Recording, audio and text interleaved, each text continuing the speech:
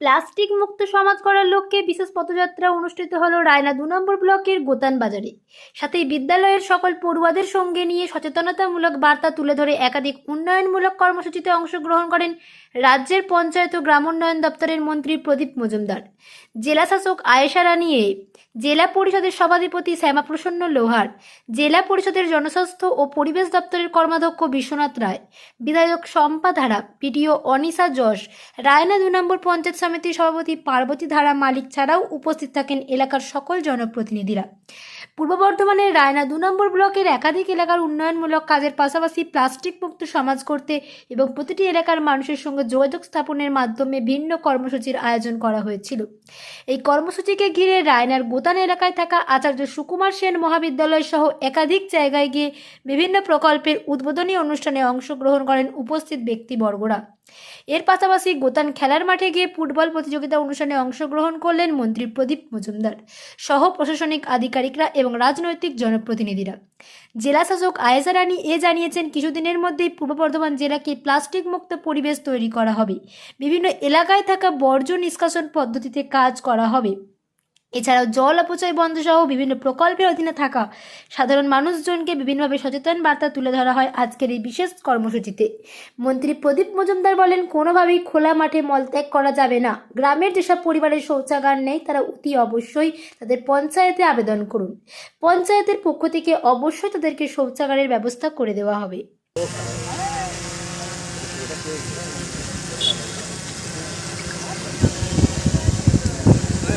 one side after either all non-players should come this side.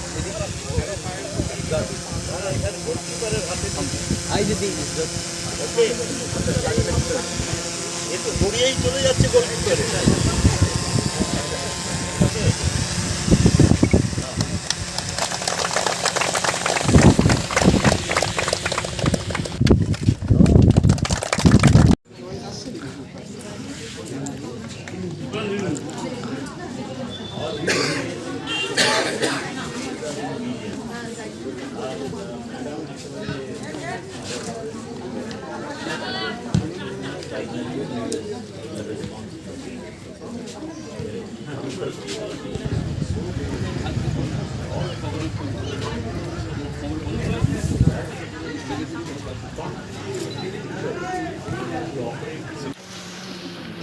আপনার বাড়ি হচ্ছে তো আপনার শৌচালয় আছে, পায়খানা আছে,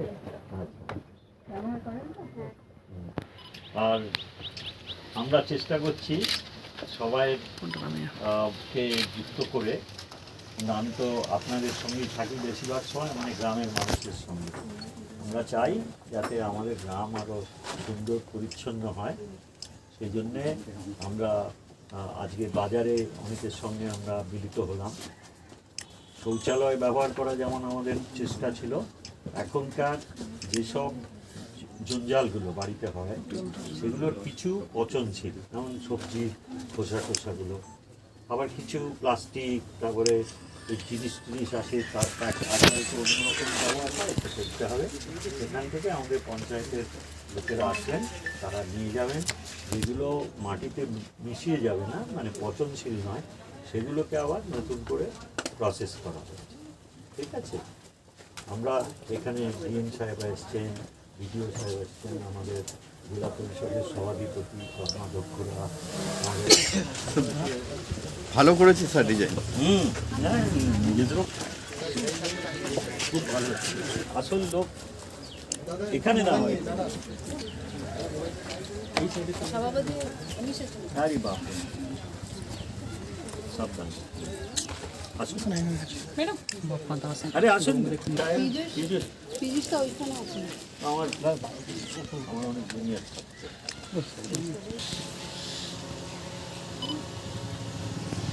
মা কিছু বলার আছে আপনার? মেয়ে কোন ক্লাসে পড়ে?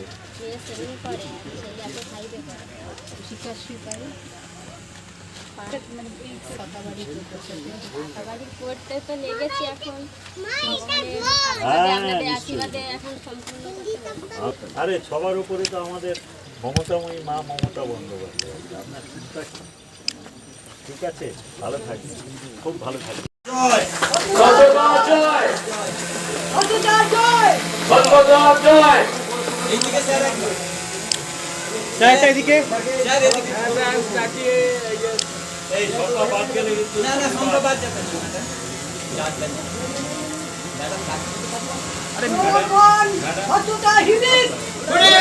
মন্ত্রী মশাইয়ের সঙ্গে সহযোগিতা করছেন আমাদের সভাধিপতি সাহেব, এমএলএ ম্যাডাম, বিডিও ম্যাডাম। পরিচ্ছন্ন করার জন্যে আমরা মাননীয় মুখ্যমন্ত্রী মমতা বন্দ্যোপাধ্যায় তার নির্দেশে আমরা আগে শৌচালয় দিয়ে এখানে যে খোলা মাঠে যারা মল পরিত্যাগ করতেন সেটাকে নির্মূল করার জন্য আমরা প্রয়াস নিই।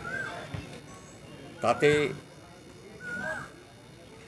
জ্ঞানত আমাদের যেসব পরিবার থাকেন তাদের প্রায় সকলেরই বাড়িতে শৌচালয়ের ব্যবস্থা হয়েছে এবং আমাদের গ্রামোন্নয়ন দপ্তর থেকে খোলাখুলি বলা থাকে যদি নতুন কোনো সংযোজন হয়, পারিবারিক বিভাজনের সূত্র ধরে কেউ যদি আলাদা বাড়িতে থাকেন, সেখানে নতুন বাড়িতেও যদি শৌচালয় না থাকে তাহলে আমাদের কাছে আবেদন করলে আমরা শৌচালয় দিয়ে দিই।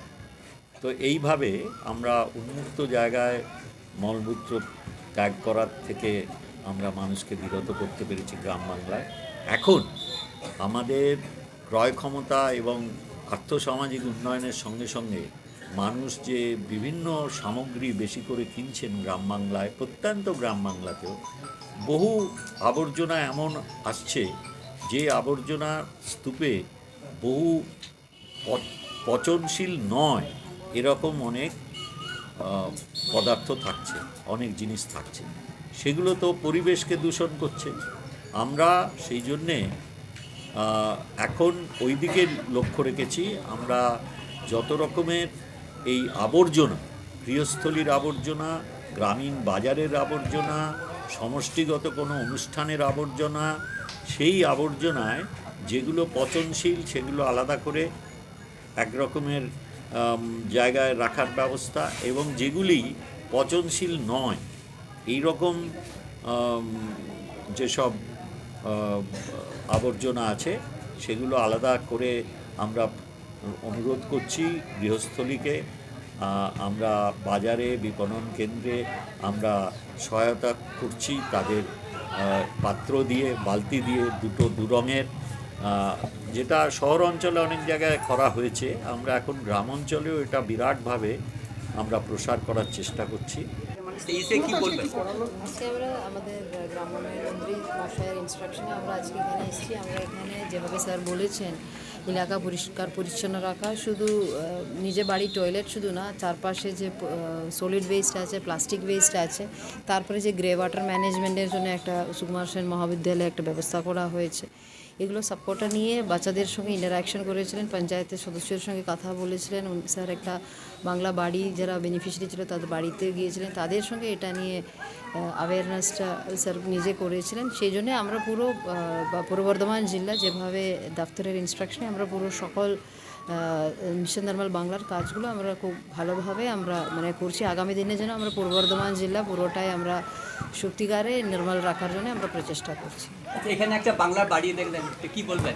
তো খুব ভালো হয়েছে, তারা নিজে বানাচ্ছে আর ওদের কাজটা অনেক এগিয়ে গেছে। আমরা সেকেন্ড ইনস্টলমেন্ট আশা করি এই মাসের মধ্যে, আমরা পরের মাসের মধ্যে আমরা পেয়ে যাব। সেটা হলে ওদের বাড়ির সম্পূর্ণ কাজটা শেষ হয়ে যাবে। বাংলার বাড়ি স্যার বিস্তারিত বললেন। আমরা সকাল থেকেই রয়েছি বিভিন্ন প্রোগ্রামের মাধ্যমে, বিশেষত স্বচ্ছতা মিশন, কীভাবে পরিবেশকে আমরা স্বচ্ছ রাখবো। মাননীয় মুখ্যমন্ত্রী সবসময় আমাদের যে নির্দেশ দেন সেই নির্দেশ আমরা পালন করি। আমরা রায়নাতে এসেছি এবং একটা র্যালির মাধ্যমে অনুষ্ঠান হয়, কলেজে যাওয়া হয় এবং এখন দেখছেন একটা ফুটবল টুর্নামেন্ট চলছে, প্রতিযোগিতা চলছে, যার মাধ্যমে আরও প্রচার এবং প্রসার ছড়িয়ে পড়ে যে কীভাবে আমরা সমাজকে পরিচ্ছন্নতা রাখবো। তার জন্যই ফুটবল টুর্নামেন্টের আয়োজন করা হয়েছে। আমরা প্রত্যেককে অনুরোধ রাখছি যাতে সেইভাবে বার্তাটা ছড়িয়ে যায়। পরিবেশকে সুস্থ রাখলে, আমরা পরিচ্ছন্ন রাখলে আমরা সুস্থ থাকবো, সমাজ সুস্থ থাকবে। এইটাই মেন কথা আমাদের।